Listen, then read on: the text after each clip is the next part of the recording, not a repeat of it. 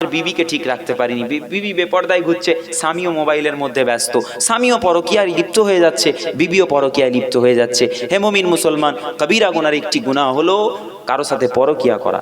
আপনাকে আল্লাহ পাক রব্বুল আলামিন জীবন সঙ্গিনী হিসেবে যাকে আল্লাহ পাক দান করেছেন তাকে নিয়ে সারাটা জীবন আপনি কাটিয়ে দিন।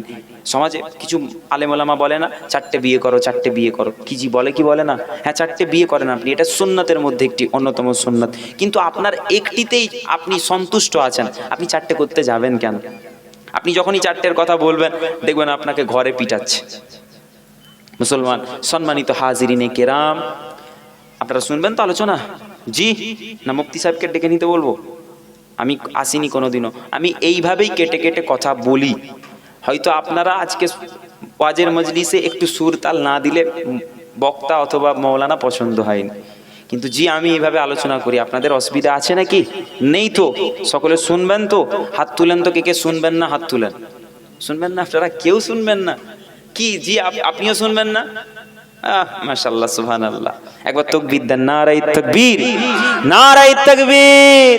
একবার দুরূদ শরীফ, আল্লাহুম্মা সাল্লি আলা।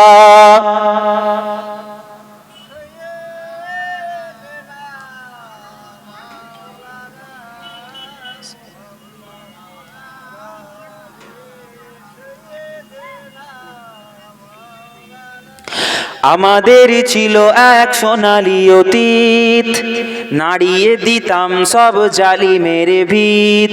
আইন ছিল শুধু ইনসাফেরই, জুলুম রুখে দিতে হতো না দেরি। আমাদের ছিল এক সোনালী অতীত, নাড়িয়ে দিতাম সব জালিমের ভিত। আইন ছিল শুধু ইনসাফেরই, জুলুম রুখে দিতে হতো না দেরি। আমাদের সে অতীত হারিয়ে গেছে, মজলুম আজ তাই কেঁদে মরে। হারিয়েছি যা তা কি পাবো ফিরে, তুমি না জাগলে তাকে ফেরাবে কে? ইয়া শাবাব ইস্তাইকিজ, ইয়া শাবাব ইস্তাইকিজ। হে যুবক জেগে ওঠো, হে যুবক জেগে ওঠো। তুমি কি শোনোনি খালিদের কথা, সালাউদ্দিনের শতবীর গাথা? যুগে যুগে তারা ছিল উম্মার ত্রাতা, তবে কেন আজ মনে শোকাতুর ব্যথা? সিরিয়া কাশ্মীরে আরাকান উইঘুরে ডাকছে তোমারই ভাই, মিটাবে জুলুম চিরতরে, তাকে কোথা খুঁজে বলো পাই? হারিয়েছি যা তা কি পাবো ফিরে, তুমি না জাগলে তাকে ফেরাবে কে? ইয়া শাবাব ইস্তাইকিজ, ইয়া শাবাব ইস্তাইকিজ। হে যুবক জেগে ওঠো, হে যুবক জেগে ওঠো। তুমি আজ মজে আছো ভোগ বিলাসে, ওদিকে তোমার বন কাঁপে ত্রাসে। যাকে কবু দেখেনি সূর্যালোকে, সে বনাজ লাঞ্ছিত বারে বারে। ভারত ফিলিস্তিনে আরাকান উইঘুরে কাঁদছে তোমারই বোন, তাদের ডাকে তুমি সাড়া দেবে, বলো কবে নেবে এই পণ? দেখবেন আজকে ইউটিউবে, মোবাইল, ফেসবুক যারা ব্যবহার করেন, চারিদিকে দেখবেন মেয়েদেরকে নিয়ে বর্বরতা। মেয়েরা পর্দা করবে না করবে নি, আমাদের বাড়ির মেয়ে, আমরা শিক্ষা দিব। বলছে না, মোল্লারা বারণ করছে, তোমরা তোমাদের স্বাধীনতা কাড়িয়ে নিচ্ছে, তোমরা নিজেদের স্বাধীনতা হারিও না, তোমরা সচেতন হও। আর এটা শিখাচ্ছে কারা? ওই বসে আছে পশ্চিমারা, ওয়েস্টার্ন যারা বসে আছে, মধ্যপ্রাচ্যে যারা বসে আছে, তারা শিখাচ্ছে। কে না? যাদের নাম এপস্টিন ফাইলের মধ্যে যুক্ত। এপস্টিন ফাইল নাম শুনেছেন আপনারা? এপস্টিন ফাইল কি না, এর মধ্যে জড়িত আছে আমাদের দেশেরও নেতা, আমাদের দেশেরও বাদশা, এর মধ্যে জড়িত আছে। ওই আমেরিকায় বসে আছে যে আমাদেরকে চোখ বড় বড় করে আমাদেরকে চোখ রাঙায়। এই ফাইলের মধ্যে নাম আছে কার? ওই ইসরায়েলে ওই ইহুদি কাফের নাস্তিক, তার নামও আছে। বিশ্বের বড় বড় বড় বড় ধনী ব্যবসায়ী, বিজনেসম্যান, বড় বড় নেতা, বড় বড় আমির। আপনারা সৌদি আরবের কথা বলেন, সেই সালমান, তার নামও এই এপস্টিন ফাইলে যুক্ত আছে। কি হতো ওখানে? এপস্টিন নামক একটি দ্বীপ, যেখানে 9 থেকে 10 বছর অথবা 11-12 বছরের মেয়েদেরকে নিয়ে চলে যাওয়া হতো। ওখানে গিয়ে তারা তাদের সাথে আনন্দ ফুর্তি করতো এবং তাদেরকে জবহ করে একটা বাআল নামের একটি দেবতা তাদের আছে, একটি পাথরের মূর্তি আছে। সেখানে তারা ওই মেয়েদেরকে আনন্দ ফুর্তি করার পর, রেপ করার পর তাদেরকে জবহ করে দিত, তাদেরকে খুন করত। কার নামে? ওই বাআল নামের ওই দেবতার, উৎসর্গ করত তার নামে। আর তাদের থেকে আমাদের বাড়ির মেয়েরা, আমাদের বাড়ির যুবকরা, আমাদের ইউথরা তাদেরকে আইডল বানিয়ে বসে আছে। আল্লাহ হেফাজত করুক ইমানের, বলুন আমিন, জোরে বলুন আল্লাহুম্মা আমিন। তুমি আজ মজে আছো ভোগ বিলাসে, ওদিকে তোমার বন কাঁপে ত্রাসে। যাকে কবু দেখেনি সূর্যালোকে, সে বন আজ লাঞ্ছিত বারে বারে। ভারত ফিলিস্তিনে আরাকান উইঘুরে, কাঁদছে তোমারই বন, তাদের ডাকে তুমি সাড়া দেবে। বলো কবে নেবে এই পণ? ভাই হয়ে যদি না দাঁড়াও পাশে, আর কিভাবে বলো বিজয় আসে? ইয়া শাবাব ইস্তাইকিজ, ইয়া শাবাব ইস্তাইকিজ। হে যুবক জেগে ওঠো, হে যুবক জেগে ওঠো। আমাদের ছিল এক সোনালী অতীত, নাড়িয়ে দিতাম সব জালিমের ভিত। আইন ছিল শুধু ইনসাফেরি, জুলুম রুখে দিতে হতো না দেরি। আল্লাহুম্মা সাল্লি আলা।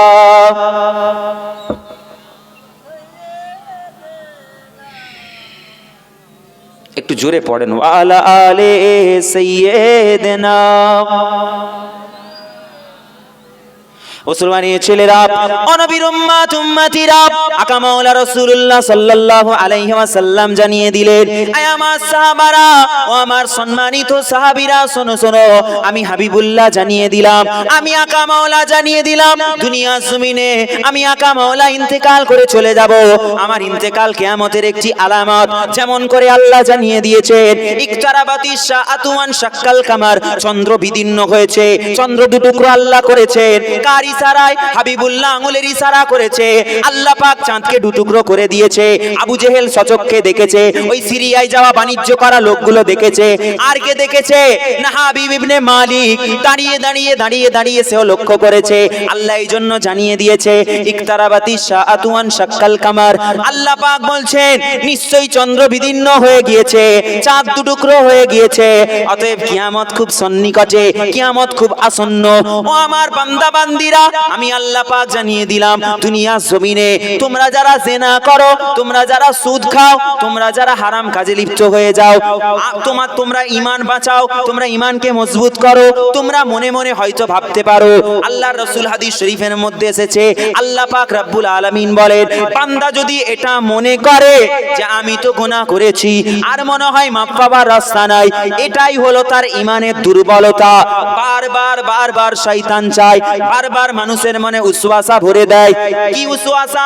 না সেটা ভরে দেয় যে মানুষ যাতে মনে করে আমি গুনাহ করেছি, আমি তো শরাব পান করেছি, আমি তো মানুষের মালাত্মসাৎ করেছি, আমি তো জিনা করে ফেলেছি, আমি তো একটা মহিলার সঙ্গে কুকর্ম করে ফেলেছি, আমি তো একটা মুমিন বান্দার অন্তরে কষ্ট দিয়ে ফেলেছি।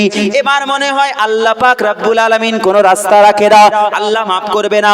কিন্তু না না, হাবিবুল্লাহ বলছেন, আমার আল্লাহ পাক জানিয়ে দিয়েছেন, আমি আকা মাওলা জানিয়ে দিলাম, আল্লাহর দরবারে একটি বান্দা, যেই বান্দাটা গুনাহ করেছে উহুদ পাহাড় সমতুল্য গুনাহ নিয়ে আল্লাহর দরবারে সিজদায় পড়ে যায়, সিজদায় লুটিয়ে একটি মাত্র সিজদা করে আর আল্লাহর দরবারে চোখের পানি ফেলে আল্লাহর দরবারে পড়ে, আস্তাগফিরুল্লাহ আস্তাগফিরুল্লাহ তেলাওয়াত করে, আল্লাহ তুমি মাফ করে দাও, ক্ষমা করে দাও, তুমি দয়াময়, তুমি ক্ষমাশীল, তুমি অতীব দয়ালু, এই বলতে বলতে আল্লাহর প্রশংসায় বান্দা চোখের পানিকে বইয়ে দেয়।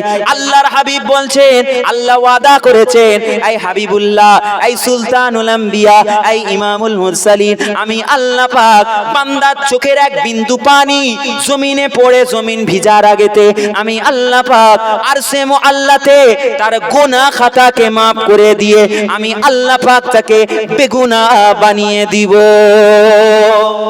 জোরে বলেন সুবহানাল্লাহ। মুসলমানের ছেলেরা, নবীর উম্মত উম্মতিরা, তাই আকা মাওলা বলছে একটি ঈমানদীপ্ত আলোচনা শোনো। কোন ঈমানদীপ্ত আলোচনা? না, যায়েদ নামে একটি বালক ছিল, একটি যুবক ছিল। যেই যুবক, ঈমানদার যুবক, আল্লাহ পাকের প্রতি ঈমান এনেছে, আমানতু বিল্লাহ, আল্লাহর ফেরেশতাকে স্বীকার করেছে, মালাইকার প্রতি ঈমান এনেছে, আল্লাহ আসমানি কিতাব পাঠিয়েছে কটি? কটি? চারটি। তাওরাত, জবুর, ইনজিল আর আল কোরআন। কি জি ঠিক না ভুল? আর 100টি হলো সহিফা, 100টি সহিফা। এই 104টি কিতাব মানতে হবে না? হবে না? জি মানতে হবে। 4টি আসমানি কিতাব, 100টি সহিফা কিতাব। ভালো করে বুঝবেন। আল্লাহ বলছেন এই কিতাবের প্রতি তোমাকে ঈমান আনতে হবে, তবেই তুমি ঈমানদার। খ্রিস্টানদের একটি দেখবেন বাইবেল আছে, আছে না নেই? এই বাইবেল তারা বলে এটি আমাদের আসমানি কিতাব, আমাদেরকে রব দিয়েছে। কার মাধ্যমে? না, যিশু খ্রিস্ট, ঈসা আলাইহিস সালাম। আসলেই কি তারা যাকে যিশু খ্রিস্ট মনে করে তিনি কি আসলেই ঈসা রুহুল্লাহ? না, আল্লাহ পাক তুলে নিয়েছেন। কোন আসমানে? কোন আসমানে জি?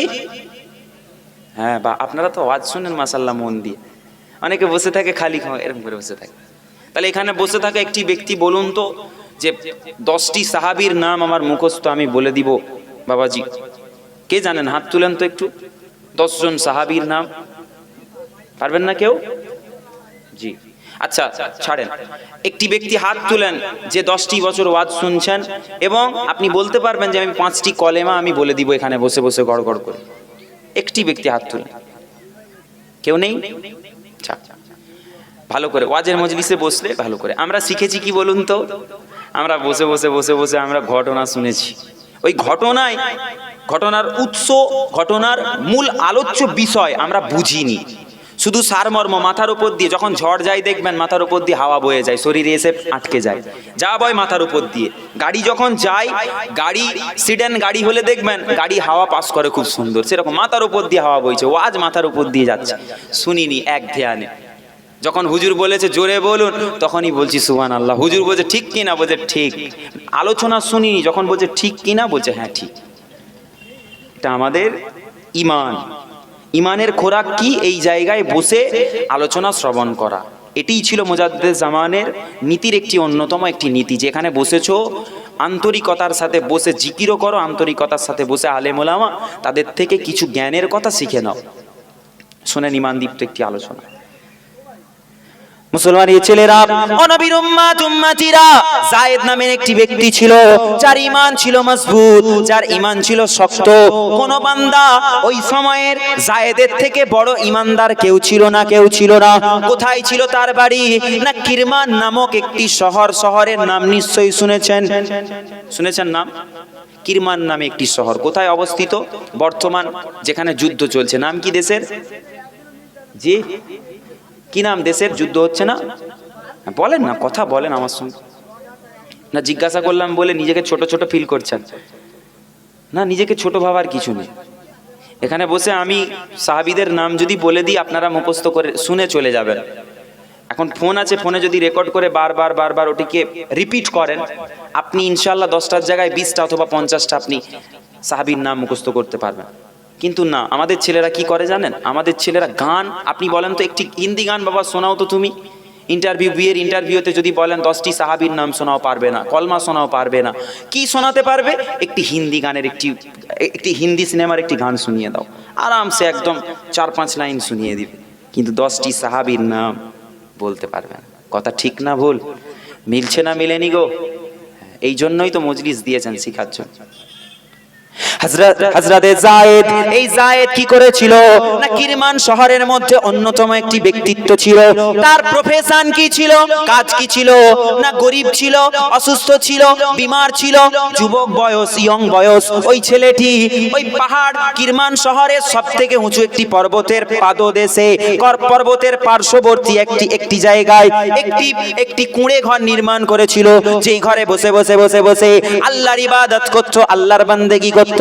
আর দুনিয়ার কোনো মানুষের পরোয়া সে করতো না, কারণ সে জানতো, ইমানদার জানে রিজিকের মালিক হলো আমার আল্লাহ, বান্দাকে আমার আল্লাহ ভুকা রাখে না। হয়তো একদিন ভুকা থাকবো, 2 দিন ভুকা থাকবো, 3 দিন ভুকা থাকবো, আমার আল্লাহ পাক চতুর্থ দিনে ইনশাআল্লাহ আল্লাহ আমার সামনে রিজিক উপস্থিত করে দেবে। হযরতে শেরে খোদা আলী রাদিয়াল্লাহু তাআলা আনহু বলছেন, এই দুনিয়ার মানুষেরা শোনো শোনো, তোমার আমার আল্লাহ পাক তকদিরের মধ্যে যেটি রেখেছে তোমার জন্য, সেই জিনিসটি 2 পাহাড়ের মাঝখানে যদি থাকে, তোমার সামনে এনে আল্লাহ হাজির করে দেবে।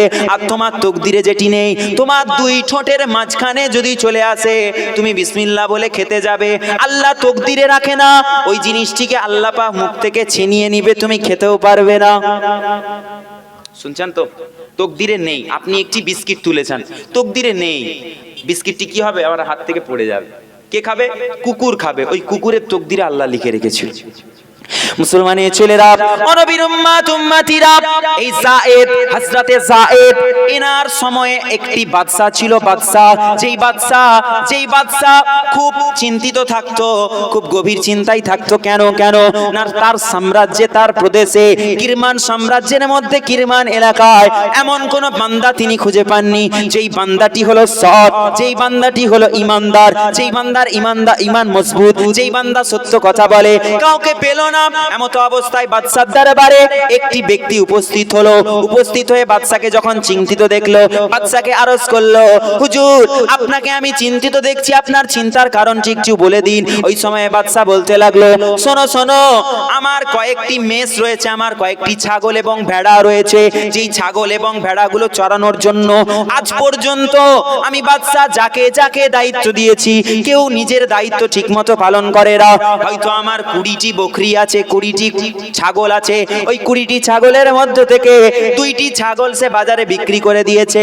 পরক্ষণে আমাকে এসে বলেছে যে হুজুর আপনার ছাগলগুলি খাদে পড়ে মারা গেছে, অথবা কোন বকরি কোন ছাগলের দুধ দহন করে বাজারে সে বিক্রি করে দিয়েছে, আর আমাকে সে মিথ্যে কথা বলেছে।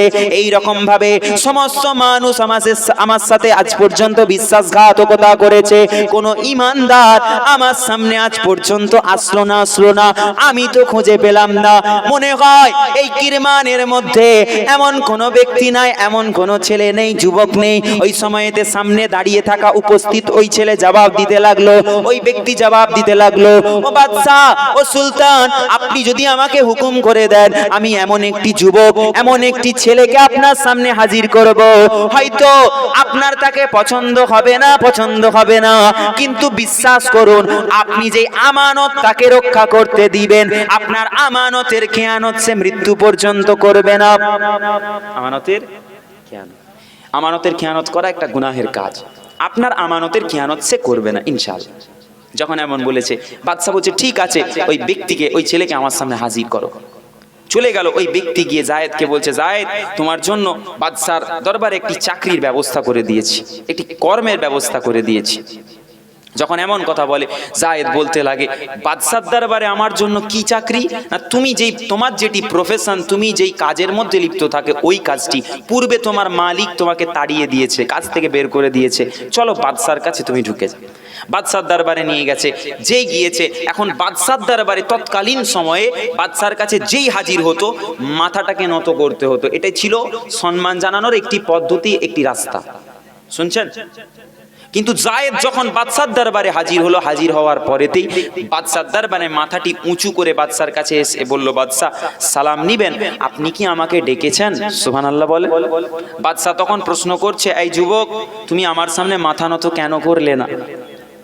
মুসলমানের ছেলেরা, নবীর উম্মত উম্মতিরা, ওই সময়েতে যায়েদ বলতে লাগে, হুজুর আপনার সামনে আমি মাথা এই জন্য নত করলাম না, আপনি নিশ্চয়ই নবী রাসূলদের কথা শুনেছেন, নবী রাসূলরা আল্লাহকে মেনেছে, আল্লাহর উপরে আমি ঈমান এনেছি, আল্লাহ ছাড়া কারো ইবাদত আমি করি না, আল্লাহ ছাড়া কারো সামনে মাথা নত করা যাবে না।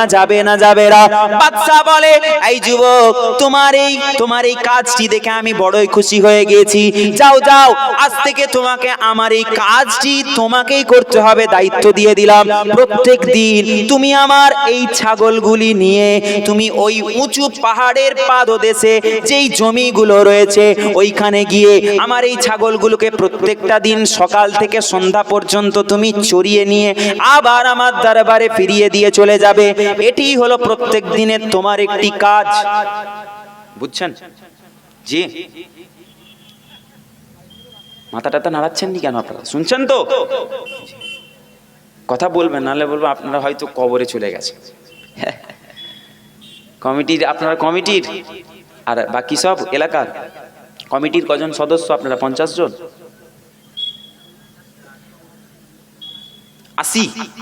80 জন সদস্য। কমিটির ছেলেরা বসলেই তো মজলিস ভরে যেত। আপনারা ভেবেছেন আমরা হ্যাঁ, কমিটির ছেলেরা কি মনে করে জানেন? এটা বললে হয়তো মনে কষ্ট হবে, নজরানা কমিয়ে দিবে। বাবাজি, ওয়াল্লাহি বিল্লাহি, আমি আল্লাহর সত্তার কসম করে বলছি, ওয়াল্লাহি রাব্বিল কাবা, জিজ্ঞাসা করবেন চলে গেলে ওই ছেলেটা এসেছিল, কত টাকা নিল, চুক্তি করেছিল? না, আমার খসলত এরকম না। আমার বুজুর্গানে দিনদের দেওয়া শিক্ষা।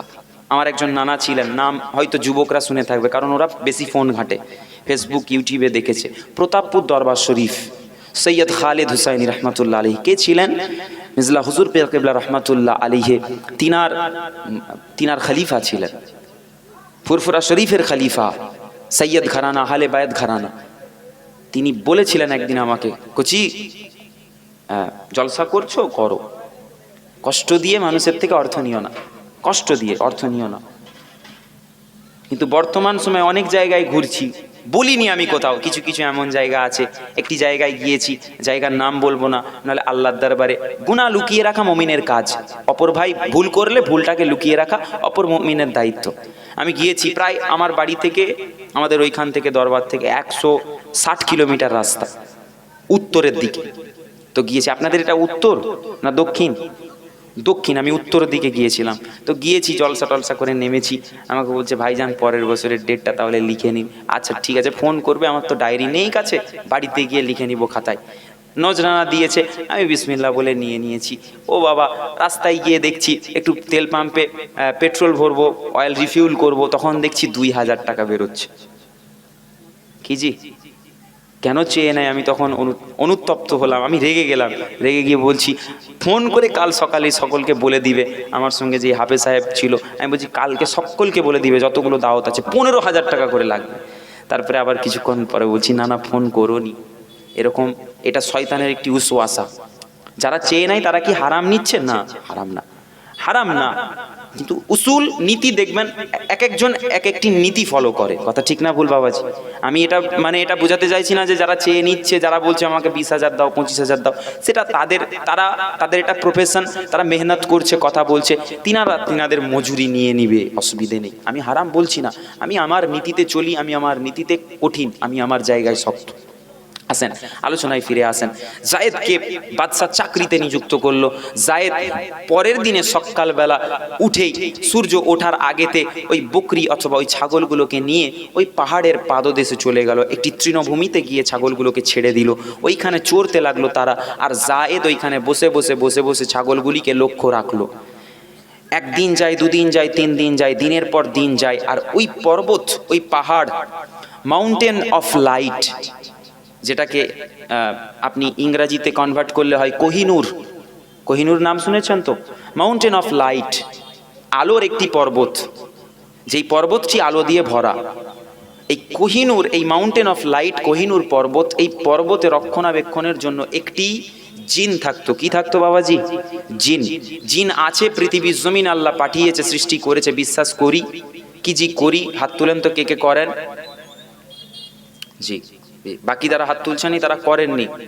আল্লাহ কোরআন মাজিদে বলেছেন, ওমা খলাকতুল জিন্না, আমি আল্লাহ জিন সৃষ্টি করেছি, বানিয়েছি। তারপরে আল্লাহ বলছেন, তাদের পরে আমি আল্লাহ তোমাদেরকে বানিয়েছি, বলে ইনসা, আমি মানুষকে পরে বানিয়েছি, তোমাদের পূর্বে একটি জাতিকে বানিয়েছিলাম যারা হলো জিন। এই জিন পৃথিবীতে আছে। হায়াত কত তাদের? একটি কিতাবে পড়েছি তাদের হায়াত 1000 বছর পর্যন্ত হয়ে যায়, বা তারও অধিক হয়ে যায়। সুবহানাল্লাহ বলেন। মুসলমানের ছেলেরা, ও নবীর উম্মাত উম্মাতিরা, ওই পর্বতের মধ্যে, পর্বতের একটি গুহার মধ্যে একটি জিন থাকতো। জিন যে ছিল একটি মহিলা। কি ছিল? মহিলা। নাম কি ছিল তার? কিতাবের মধ্যে এসেছে তার নাম ছিল জহুরা। কি নাম? জহুরা। ওই জহুরা নামের একটি জিন, মহিলা জিন। কেন ছিল সেখানে? না এই মাউন্টেন অফ লাইট, এই আলোর পর্বত, কোহিনূর পর্বত, এখানে রক্ষণাবেক্ষণ করার জন্য সে থাকতো। আর মুমিন বান্দাকে পরীক্ষা করত। যদি মুমিনরা পাস করে যেত, সফল হয়ে যেত তার পরীক্ষায়, সে পুরস্কৃত করত, পুরস্কার দান করত। কিন্তু জহুরার পরীক্ষায় আজ পর্যন্ত কোন যুবক, কোন ইমানদার, কোন পালোয়ান, কোন বুদ্ধিজীবী কেউ তার পরীক্ষায় সফল হতে পারে না, পারে না। ও নবীর উম্মাত উম্মাতিরা, ও মুসলমানের ছেলেরা, আমার আম্মা ফোন করেছে, একটু তুলি। হ্যাঁ, আমি জলসা করছি। মুসলমানের ছেলেরা, ওই জহুরা নামের ওই মেয়েটি, ওই জিন মেয়েটি কি করলো না, এই জায়েদকে যখন দেখতে পেল, জায়েদ পর্বতমালার কাছে প্রত্যেক দিন আসে ছাগল চড়ানোর জন্য, বকরি চড়ানোর জন্য। জহুরা মনে মনে ভাবতে লাগলো, এই যুবকটা মনে হয় ইমানদার যুবক। তারপরে ভাবছে, না না, এর থেকে বড় বড়, এর থেকে বড় ইমানদার, এর থেকে বড় পারেজগার, এর থেকে বড় বড় শক্তিমান পালোয়ান কত মানুষ এসে আমার পরীক্ষায় অসফল হয়ে ফিরে চলে গেল। আজও মনে হয় যদি আমি জায়েদকে পরীক্ষা করি, সেও মনে হয় আমার পরীক্ষায় ফেল করে যাবে। এরকম চিন্তা করতে করতে বলল, না, আমি একটি পরীক্ষা করে দেখি। জায়েদ যখন তার বাড়িতে চলে যায়, সময়টা কখন? না দুপুরের সময়। দুপুরের সময় যখন বাড়িতে চলে যায় কিছু খাওয়া দাওয়া করার জন্য, জায়েদ গিয়ে লক্ষ্য করে বাড়িতে তার কিছু নেই। কি আছে? কি না শুধু পানি রয়েছে, না দুধ রয়েছে, না খাবার রয়েছে। এমতো অবস্থায় ওই জহুরা নামের ওই মেয়েটি কি করলো, একটি মানুষের ছদ্মবেশ নিয়ে, মানুষের সূরত নিয়ে হাজির হলো ওই জায়েদের বাড়ির দরওয়াজার সামনে। গিয়ে আওয়াজ দিল, কে আছো বাড়ির ভিতরে? একটি মুসাফিরের হালতে একটি ছেলে একটি মানুষের সূরত ধরে গিয়ে যখন তাকে ডাকতে লাগলো, ওই সময় জায়েদ বাইরে বেরিয়ে এসে জিজ্ঞাসা করলো, আপনি কে? না, আমি এসেছি দূর একটি দেশ থেকে, সফর করছি, বিভিন্ন জায়গায় ঘুরছি, সফর করছি, আপনি কি আমাকে কিছু খাবার দিতে পারেন? ওই সময় জায়েদ বলে, দেখুন, আমি আমার কাজে ব্যস্ত ছিলাম, কর্ম করতে করতে আমি ক্লান্ত হয়ে গিয়েছি, ক্ষুধার্ত হয়ে গেছি, আমি আমার বাড়িতে খাবার জন্য এসেছি, আমি আপনাকে কি খেতে দিব? আমার বাড়িতে তো কোনো খাবার নেই, আমি নিজেই খেতে পাবো না, আমার রয়েছে সামান্য একটু পানি, আপনি যদি পানি পান করেন, আপনাকে আমি পানির লোটা দিচ্ছি, এই পানির পাত্র থেকে আপনি পানিটি পান করে নেন। জোরে বলুন সুবহানাল্লাহ।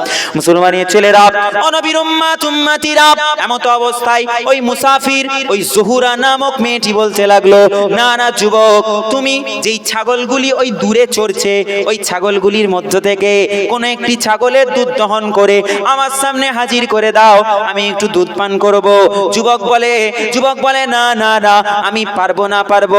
কেন পারবে না? না ওই ছাগলগুলি হলো বাদশার ছাগল, সুলতান নিশ্চয়ই আমাকে আমানত দিয়েছে, আমি আমানতের খেয়ানত করতে পারি না। এমত অবস্থায় আবার মুসাফির বলতে লাগলো, যাও যাও যুবক, এই জায়েদ যাও, চলে যাও, একটি ছাগল একটি বকরিকে জবহ করে আমার সামনে হাজির করে দাও, আমি তার গোশত খাবো, গোশত রান্না করে দাও। ওই সময় আবার যুবক বলতে লাগে, দেখুন কত ইমানদার, ইমান কত মজবুত, আমানত কিভাবে রক্ষা করছে মানুষের। জায়েদ বলে, না না, পারবো না, আমার বাদশা, তাকে হয়তো আমি মিথ্যে কথা বলে দিব, বাদশা জানবে না, বাদশা বুঝতে পারবে না, কিন্তু আমার আল্লাহ পাক রব্বুল আলামিন, তিনি হলেন আলিমুম বিজাতিস সুদূর, বান্দা অন্তরে কি কি চিন্তা ভাবনা করছে আল্লাহ পাক নিশ্চয়ই অবগত আছেন। ও নবীর উম্মাত উম্মাতিরা, ওমা কারু ওমা কারাল্লাহ ওয়াল্লাহু খায়রুল মাকিরিন, আমার আল্লাহ পাক রব্বুল আলামিন পরিকল্পনা করেছেন প্রত্যেক বান্দার জন্য। হয়তো আপনি মনে মনে ভেবেছেন আমি জলসায় বসবো না, মেলায় ঘোরাঘুরি করব, আমার আল্লাহ চান যে বান্দা আমার বান্দা আব্দুল্লাহ, আমার বান্দা আব্দুর রহমান, আমি আল্লাহ তাকে মেলায় ঘুরতে দিব না, আমি তাকে রাস্তায় থাকতে দিব না, আমার রহমতের সামিয়ানার নিচে গুনাহ মাফ করার জন্য আমি আল্লাহ তাকে বসিয়ে দিব। এইভাবে বান্দার তকদিরে আল্লাহ লিখে দেন কে কোথায়, কোন জায়গায় বান্দা কার রিজিক রয়েছে, কোথায় বসবে, কোথায় খাবে, কোথায় মরবে, আমার আল্লাহ পাক ছাড়া কেউ অবগত নন। ও নবীর উম্মাত উম্মাতিরা, যখন জায়েদ এইরকম বলতে লাগে, ওই মুসাফির ব্যক্তি বলতে লাগে, এই ছেলে, তুমি কি আমাকে খাবার দিবে না? তুমি কি আমাকে বকরিটা জবহ করে দিবে না? বলে, না না, পারবো না। এমত অবস্থায় মনে মনে জহুরা ভাবতে লাগে, আমি যদি তাকে অর্থের জন্য লোভ দেখাই, অর্থ ছাগল লোভে পড়ে আমাকে হয়তো বকরিটা দিয়ে দিতে পারে, বকরির গোশত খাইয়ে দিতে পারে। এমত অবস্থায় নিজের পকেট থেকে কিছুটা স্বর্ণ মুদ্রা বের করলো, স্বর্ণ মুদ্রা বের করে যায়েদের সামনে পেশ করে দিয়ে বলতে লাগলো, এই যুবক দেখো দেখো, তুমি যদি আমাকে ছাগলের গোশত খেতে দাও, আমি তোমাকে এই স্বর্ণ মুদ্রাগুলো উপহার হিসেবে দিয়ে দিব। এমত অবস্থায় যায়েদ বলে, না না না, আমি যায়েদ, আমার ঈমানকে তুমি টাকা দিয়ে কিনতে পারবে না, পারবে না। যে আল্লাহ পাক সবকিছু অবগত আছে, যে আল্লাহ আমাকে সৃষ্টি করেছে, যে আল্লাহর কুদরতি হাতে আমার জান, আল্লাহ চাইলে আমাকে এক্ষুনি মেরে ফেলতে পারে, আর তুমি আমাকে টাকার লোভ দেখিয়ে বলছো আমানতের খিয়ানত করতে। আমি পারবো না, পারবো না, যাও যাও, চলে যাও, চলে যাও, হয় পানি পান করো, না হয় তুমি ভুকা থাকো। এতে তোমার অন্তর যদি কষ্ট হয়, অন্তরে যদি ব্যথা লাগে, আমার কিছু করার নাই, কিছু করার নাই। আল্লাহর জন্য মহাব্বত করা, আল্লাহর জন্যই মানুষের সাথে শত্রুতা করা, এটাই নবী রাসূলদের থেকে আমি শিখেছি। এমত অবস্থায় ওই মুসাফির সঙ্গে সঙ্গে অদৃশ্য হয়ে যায়। যায়েদ মনে মনে ভাবতে লাগে, আমি তো সারাদিন ক্ষুধার্ত আছি, এই ক্ষুধার জ্বালা যন্ত্রণায় আমার চোখটা মনে হয় একটু ভুল দেখছে, কোনো ব্যক্তি মনে হয় আমার কাছে আসে না। এখন আমি জলসা করছি, করতে করতে করতে করতে যদি হঠাৎ করে উধাও হয়ে যায়, আপনারা কি ভাববেন? মনে হয় ভুল দেখছিলাম, কোনো হুজুরই আসেনি। যায়েদ ভাবছে আমার সামনে কেউ আসেনি, আমি ভুল দেখেছি। আর ওই মহিলা গিয়ে ভাবছে যে এই ছেলের ঈমানটা নিশ্চয়ই মজবুত, নিশ্চয়ই আমার প্রত্যেকটা পরীক্ষায় সে পাস করে যাবে, আমি তাকে আর কতগুলি পরীক্ষা করে দেখি। আর এই পরীক্ষা আল্লাহ পাক ওসিলা বানিয়েছিলেন ওই মহিলাকে, পরীক্ষা করার জন্য, বান্দার জন্য আল্লাহ ওসিলা পাঠিয়ে দেন, মাধ্যম পাঠান। ইয়া আইয়ুহাল্লাযীনা আমানু ওয়াবতাগু ইলাইহিল ওয়াসিলা। ওসিলা তালাশ করতে হবে, ওসিলা কোথায় পাওয়া যাবে? ওসিলা কোথায় পাবেন না? ওসিলা সালফে সালিহিনদের কাছে, মুত্তাকিদের কাছে, ওসিলা ইমামদের কাছে। ওসিলা হিদায়াত কোথায় পাবেন? হেদায়েতের ওসিলা একটি রয়েছে, হেদায়েতের ওসিলা কোথায়? দাদা হুজুর পীর কেবলা রাহমাতুল্লাহ আলাইহির দরবার, হ্যাঁ ওইখানে অবশ্যই আছে, কিন্তু সর্বপ্রথম আপনাকে যেতে হবে কোথায়? আপনার মহল্লার মসজিদ, একটি অথবা দুইটি মসজিদ যেই ইমাম সাহেব আছে। হে মুসলমান, বিশ্বাস করো, হেদায়েত তুমি, আমি হুজুর, আমার দাদুজান তিনার মাজারে গিয়ে তুমি পাবে না হেদায়েত। হেদায়েত পাবে কোথায়?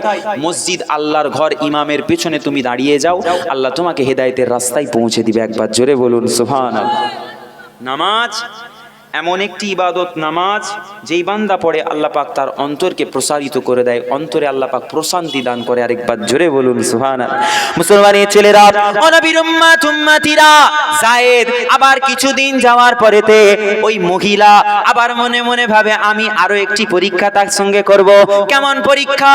না, যায়েদ যখন আবার 1 তারিখে ওই বকরিগুলো চারণ করছে, চড়াচ্ছে, বকরিগুলো বকরির জায়গায় যায়েদ একটু দূরে বসে বসে লক্ষ্য করছে। হঠাৎ করে আসমানে একটি কালো মেঘ চলে আসে। এই কালো মেঘ আসার পরেতে একটি ঝড় শুরু হয়, ঝড় তুফান শুরু হয়। এমত অবস্থায় ওই বকরিগুলো চারিদিকে ছুটা দৌড়া করতে লাগে। যায়েদ লক্ষ্য করে কতগুলি বকরি একত্রিত হয়ে পাহাড়ের গুহার দিকে চলে যাচ্ছে, আর একটি মাত্র বকরির বাচ্চা একটি গর্তের মধ্যে পড়ে গিয়েছে, আর যায়েদকে বারবার ডাকছে। কেন ডাকছে? কারণ অবলা জন্তু জানোয়ারও বোঝে আমার মালিককে। বুঝে কি বুঝে না? আপনার বাড়িতে একটা বিড়াল থাকলে দেখবেন, আপনি রাত্রে বাড়ি যাবেন, বিড়ালটা এসে আপনার পায়ের কাছে ঘুরবে। কেন? খেতে দিবে মালিক। আমি যখন দাওয়াত থেকে যাই, আমার একটি বিড়াল আছে, আমার একটি বিড়াল, নাম কি রেখেছি? মুআজ্জা। কি নাম? মুআজ্জা, আল্লাহ রসুলের পছন্দনীয় নাম। তো ওই একটি বকরি যায়েদকে বারবার ডাকছে। যায়েদ চিন্তা করছে, আল্লাহ, আমি যদি বাকি বকরিগুলোর সঙ্গে চলে যাই, এই ঝড়ের কবল থেকে বেঁচে যাব, প্রাণে বেঁচে যাব, জানও হেফাজত হবে, বকরিগুলোও বেঁচে যাবে। আর আমি যদি ওই একটি বকরির বাচ্চাটাকে বাঁচাতে যাই, তাহলে হয়তো আমারও জীবন যাবে, বকরিটারও জীবনও হয়তো চলে যাবে। এখন জীবন দিব না ওই বকরিগুলোর সাথে গিয়ে আমি আমার জীবনটা বাঁচাবো? ওয়াসওয়াসা আছে মুমিনের অন্তরে কখন জানেন? যখন বান্দা কোনো ভালো কাজ করতে চায়। জীবন বাজি রেখে আপনি কারো প্রাণ বাঁচাতে গেলে আল্লাহ এতে আপনার সহায় হয়ে যান। কিন্তু আপনি যখন এটা ভাববেন যে ও রাস্তায় পড়ে গিয়েছে বাইক নিয়ে, হসপিটালে আমি কেন পৌঁছাবো, এখান থেকে পালিয়ে চল, কেস খেয়ে যাব, তখন দেখবেন আপনার জীবনেরও ঝুঁকি বেড়ে যায়। আর আল্লাহ যা করেন ভালোর জন্যই করেন। মুসলমানি ছেলেরা, ও নবীর উম্মাত উম্মাতিরা, যায়েদ মনে মনে ভাবে বাদশা আমাকে দায়িত্ব দিয়েছে, বাদশা আমাকে আমানত দিয়েছে, বাদশার আমানতের খেয়ানত করতে পারবো না। এই একটি বকরির জন্য আমি আমার জীবন যদি চলে যায় জীবন দিতে প্রস্তুত, তবে ওই বকরিটার জীবন আমি বাঁচিয়ে ছাড়বো।